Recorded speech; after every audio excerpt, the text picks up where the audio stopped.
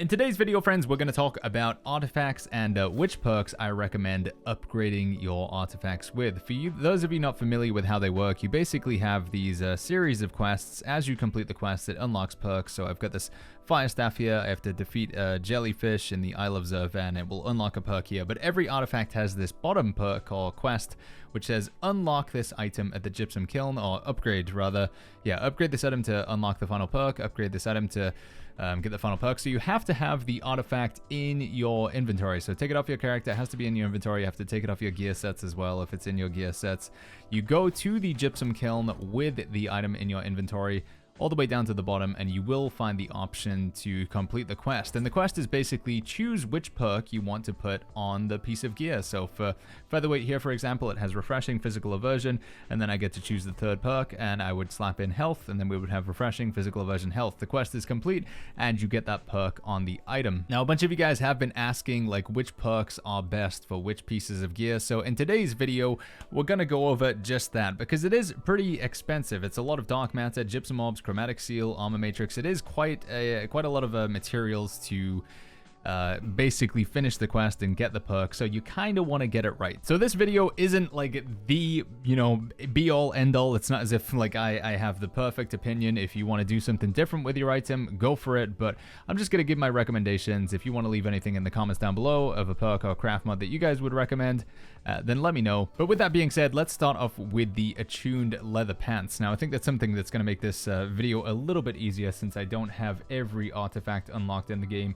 is to use good old New World database. So we're going to whip open the website here. If you guys haven't seen this one before, I will put a link to the website in the description down below.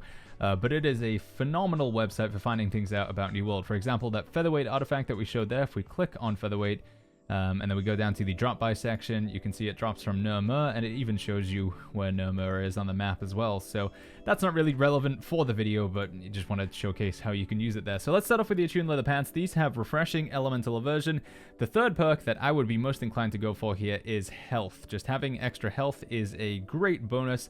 The health craft mod is very, very expensive. I will say, like, it does cost a lot, but I believe is going to be worth it. If you think you're spending 500 dark matter, you're spending an armor matrix, you're spending the chromatic seal, you may as well go the little bit extra to get health. But if you really can't afford it, I think going for one of these conditioning perks might be a decent idea. If you're going to play in a light equip load, shirking energy, potentially something to look at. And for mages, choosing ice harnessing or fire harnessing might be worth doing as well. So yeah, if you can't afford health, I guess one of the conditionings, shirking energy, harnessing, or any sort of weapon perk that works for you may be a good idea as well. But health is going to make the item sort of universally good. You'll be able to use it in multiple different sets, because sort of every playstyle could benefit from just having health on your armor. The next artifact that I believe most people have is the Djinn Headwrap. So this has vigor and invigorated, and then the third perk, again, you can upgrade it at the gypsum kiln. And now this is probably not going to come as any surprise, but I am going to recommend health again. I really do believe that health is an excellent perk. It's good in PvE, it's good in PvP. It's just a good perk. But again, if you can't afford health, refreshing is going to be obviously a good one to go for, or enchanted ward. I think this is pretty excellent as well. Reducing the damage you take. This does work in both PvP and PvE. It's 4% less damage from light and heavy attacks. If you need a little bit of a sort of visual recap on what that looks like in the game, here it is here. So this isn't max gear score. This does work in both PvE and PvP. Some people ask me if this is only for PvP, but no, it does work in both forms of content. The AI do both light and heavy attacks. Right, next artifact, we probably should go from the top down, because if I just keep dipping in and out, it's going to get kind of confusing. So let's go to Unyielding. This has refreshing, shirking fortification. The third perk, again, we are going to recommend here is health. Health is going to be a great one to go for the reasons that we previously stated. Usually, pretty much with every single piece of armor, health is going to be the way to go. However, I do believe this item is pretty much dedicated for PvP. PvP only receive 20% less damage from critical hits. So something else that would also go nicely here that is pretty effective in PvP is freedom. So you could also look to take freedom there as well. I think health or freedom both fit in pretty nicely with this heavy helmet. For the Void Darkplate, which we can't currently get at time of recording, but this will come from mutated barnacles and black powder. Yeah, there it is. It's got enchanted ward, physical aversion, and you guys guessed it, the third perk I'm going to recommend is health. Of course it is. Having an extra big health pool. I'm going to stop saying it. I'm just going to say health and we'll move on from that one. Refreshing, I think also, again, a classic to have on your pieces of gear. Having up to 4 pieces of refreshing, something you definitely want to look for. The magnetic gauntlets, which at time of recording are currently available from the Tempest Heart. You can get them from Isabella. We're going for health again as a recommendation here. If you can't afford health, then a weapon perk would be probably the next best thing to go for. Any weapon perk that's relevant for the weapons you're using. And again, some quick examples of that could be something like, let's see, which ones are these good? Relentless Freedom is great for the Great Sword. Shrapnel Blast, maybe for the Blunderbuss, or Net Shot is probably the more likely option to go for, at least in PvP. Scream for the Void Gauntlet. I do believe this synergizes very well with Void Gauntlet, by the way, because of the crit thing. So Voracious Blade, if you're playing Void Gauntlet, could be a good one to look at as well. But yeah, health, as with all armor, going to be a recommendation that we go for. Moving down to the legs, I believe these come from the PvP rewards track. They get Freedom, they get Enchanted Ward, and the third perk you're going for there, it's health, my friends. Or a weapon perk of your choice. Moving on to the next item, Nimble Coat. Now, this one already has health in it, so we can actually not recommend health for once. The third perk that I opted to go for, we actually have this item in the game, so we can just show it actually using some in-game footage here. I decided to go for Elemental Aversion because I like to do mutated dungeons more than anything, and I think Elemental Aversion's great in mutated expeditions in particular. But the Enchanted Ward perk would also be a great pickup here as well for the damage reduction on the good old Nimble Coat. Next down the list, we have the Ghoul Gloves. These have Refreshing, Elemental Aversion. The third perk I'm going to recommend, of course, is Health. However, again, a weapon perk would also be a good option here. We can't put Enchanted Ward on because Elemental Aversion sort of is competing with that slot. And just in case you don't know what I mean there, by the way, Elemental Aversion or Enchanted Ward, they are like in the same bracket basically. So if an item has Elemental Aversion, then it can't have Enchanted Ward. If it has Enchanted Ward, it can't have Elemental Aversion. That's like an illegal perk combination. There are some rare items in the game that do have it, but it's technically not supposed to happen. So yeah, you won't see Enchanted Ward as an option here because it technically can't be in the same bucket, if that makes sense. The Attuned Leather Pants we've already covered, so we're going to move down to the Grey Wizard's Hat. It's got Refreshing, Physical Aversion. Third perk I would recommend is Health or a weapon perk of your choice. Featherweight, we already covered this one. This, I'm recommending Health here as well, but of course you could go for a Fortifying Sacred Ground or any of the weapon perk that works for you. Tumbler Feetwraps, Refreshing, Physical Aversion, and Health. You can see why this craft mod is so expensive, by the way, why it's being going for 40,000 gold on our server, because it is a really good perk to slap onto pretty much every piece of armor, and a lot of these artifacts don't have it. So yeah, Health for the Tumbler Feetwraps, or you could go for, you could double down on the Shirking thing and put Shirking Fortification with the Shirking Blessing. I assume, can we still have that? Let's see, is Shirking Fortification available in here? No, it doesn't look like it is. So yeah, Health would be the go-to there. We can't put Enchanted Ward because of the Physical Aversion competing with that slot. So yeah, Health or a weapon perk for Tumbler Feetwraps. Next up, we have a weapon, so you can't actually get health on the weapon, so we can recommend something other than health. We have the Butcher, which comes from Mutated Dynasty Shipyard. The third perk that I would recommend putting in this is a gem slot. If you guys aren't aware, you can actually put gem slots in some of your weapons. The way that you would do that is you have to buy gem setting pins. So I'll give it a little in-game demonstration of how that would work. If you go to your faction vendor, I'm going to go to the Covenant faction vendor over here. We interact with them. We go to the store, go to the third tier down, and then we're going to find the gem setting pins sort of at the bottom of the store here. So you can buy these for 100 gold, 285 tokens. If you put those into your inventory along with the sort of artifact that you want to put a gem into, so let's say we imagine that, you know, this sword here, this fire staff rather, this sword, yeah, let's imagine this sword is our butcher weapon there, for example. We take that to the gypsum kiln. Again, we scroll all the way down to the bottom, have to make sure it's in our inventory, not equipped to our character, and then you would see the option in here for a gem slot with the gem setting pins. So you can actually put a gem slot into some artifacts, not all of them though. Like for example, this Lifetaker here, if I put Lifetaker into my bag, I can't actually put a gem slot in that, and that's because this is already converting damage to strike damage. So I think it's something to do with, like, if a weapon converts damage instead of void damage, it's doing striking damage, and the same with the fire staff over here. Instead of fire damage, it's doing striking damage. I don't believe you can actually put a gem in these, sadly, but obviously I was able to do it with Odo here. A little bit of spoilers for later on in the video. So yeah, a gem slot with gem setting pins, that's what we would go ahead and put in the Butcher here. we would go for a gem slot. Freya's Francisca, which comes from Mutated Garden of Genesis. This one already has a gem slot. This is very much like a throwing hatchet style weapon. It's a bit of a unique one, a bit of a niche weapon. I think Vicious or Vorpal in particular, if you can think you can go for the headshots, is going to be the one to go for here. The Spark of Mjölnir, sadly this can't have a gem slot. As we see there, it says cannot have gem setting pin because it's converting its strike damage to lightning damage.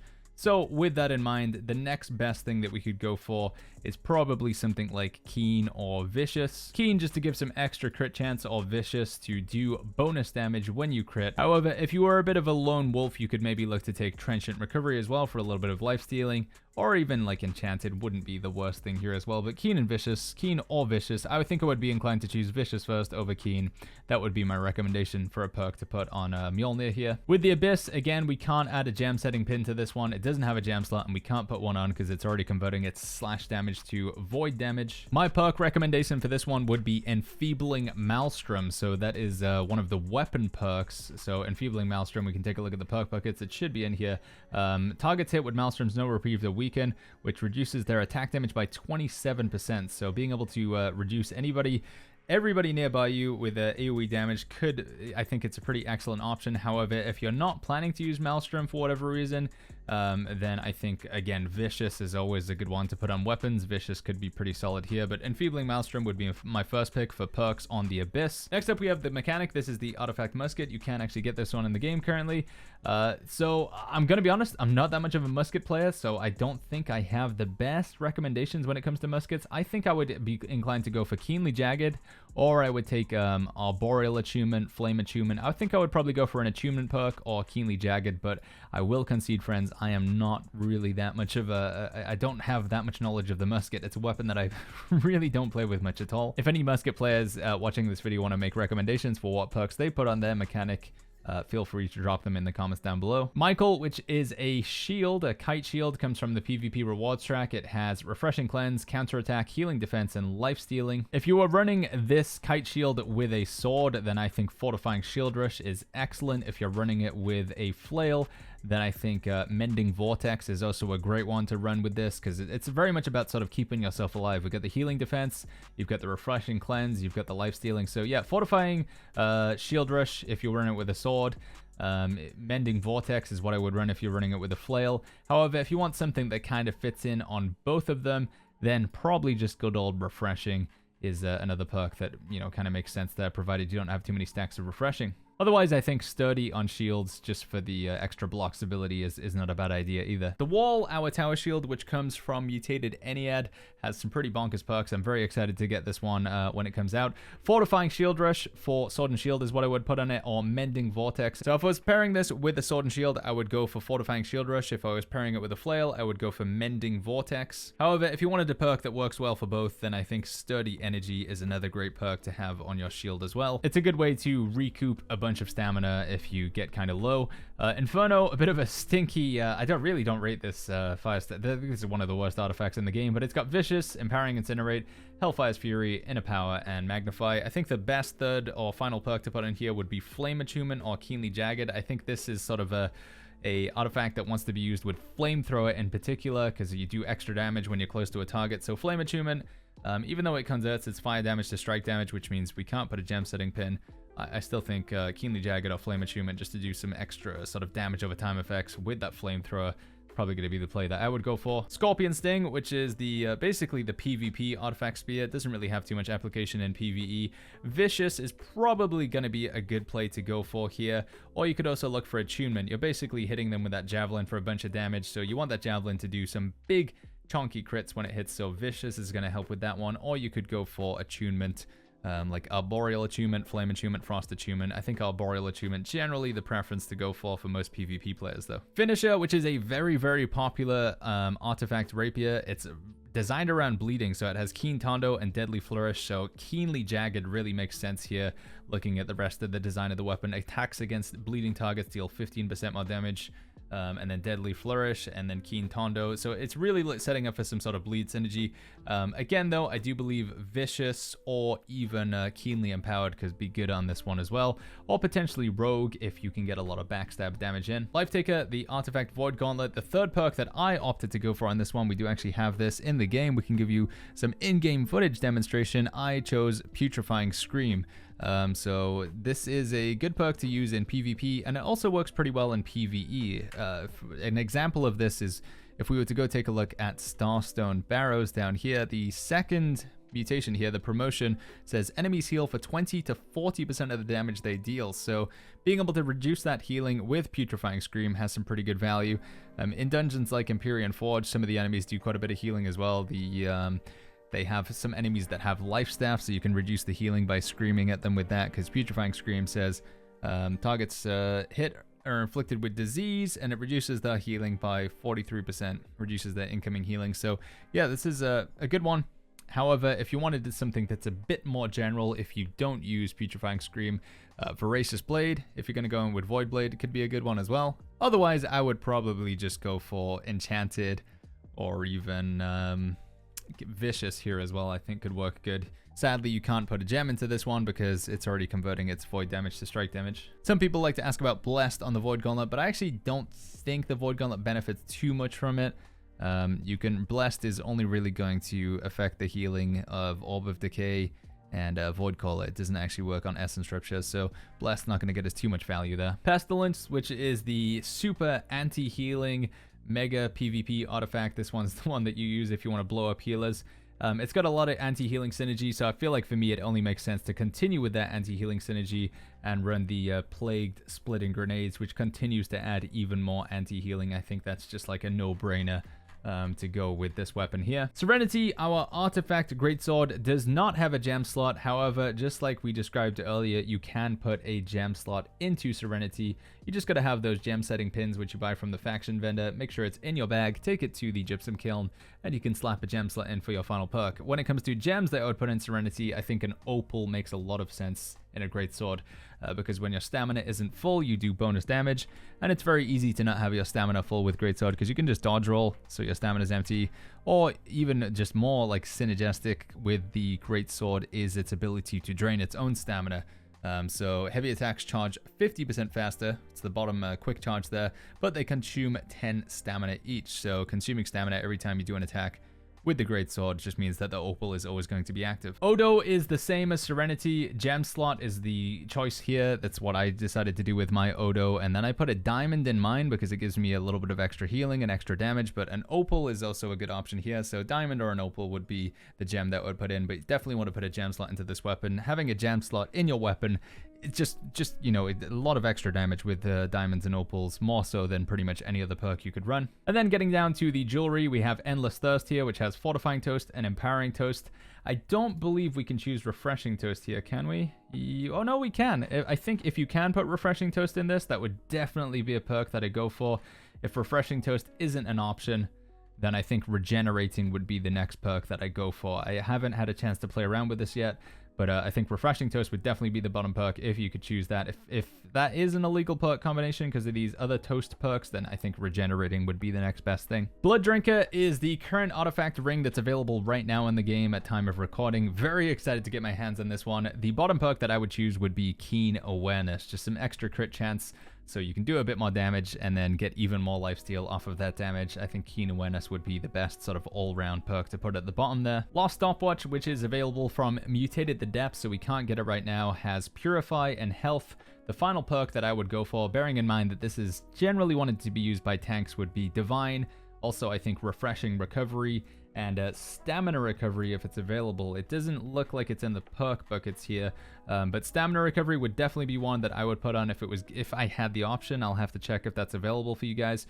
Refreshing Recovery wouldn't be another great option to go for, or just Divine for some extra incoming healing. And then finally, Ankh, the amulet that's available from the PvP rewards track, has Divine and Health. The final perk that I would slap on here would be Stamina Recovery, so you can get extra stamina if you fall below 50%. It basically just recoups your full stamina, which is great for staying alive. However, if you wanted to lean even more into the sort of crazy self-healing, life-stealing shenanigans that is this amulet, then Alchemist Reprieve, which increases healing from potions by 10%, will sort of go against a little bit here, which is making potions a little bit weaker. So if potions slightly less weaker, which obviously is then negated by the 50% extra healing here. So Alchemist Reprieve, but for me, what if I'm going to be looking at stamina recovery for Ankh here. All right, friends, and that does it for this video. Hopefully you guys found this useful. If you guys have any other opinions on perks that you're looking to put on particular artifacts, let me know in the comments down below. If you have any other further questions, you know, about particular artifacts and or just generally New World, I am streaming pretty much every single day over on Twitch. We'll put a link to the stream in the description down below if you want to come say hi. But yeah, if you guys enjoyed this one, as always, make sure you go ahead and click the like button, subscribe for more, and I will see you guys all in the next video.